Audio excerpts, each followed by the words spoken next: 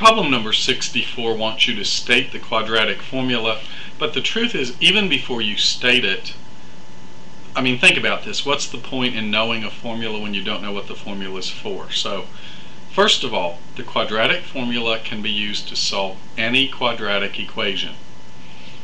Quadratic equation means that the degree of the equation is 2. Don't ask me. I didn't make up the name. I know quad usually means 4. Don't blame me. Alright? I was taught that myself years ago.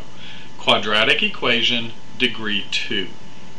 The quadratic formula can be used to solve any quadratic equation. Now, let me be realistic here.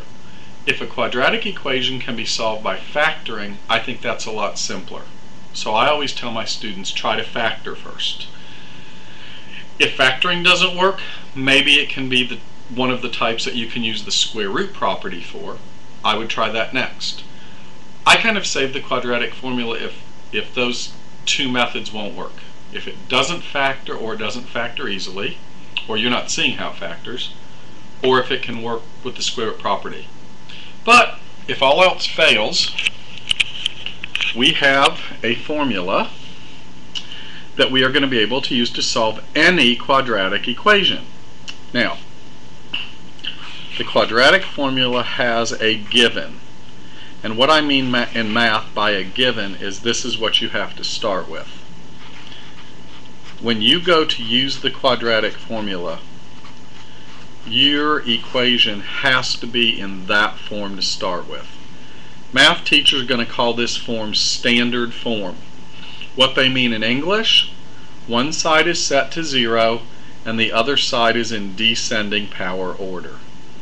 A is the number in front of the x squared, B is the number in front of the x, and C is your constant term. Now that's how your equation has to start.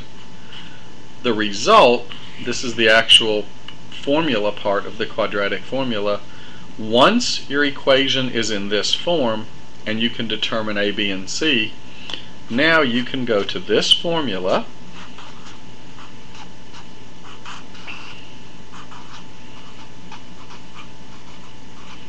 and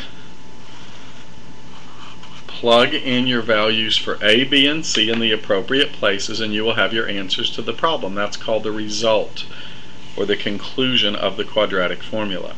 This is where you start, this is how you finish.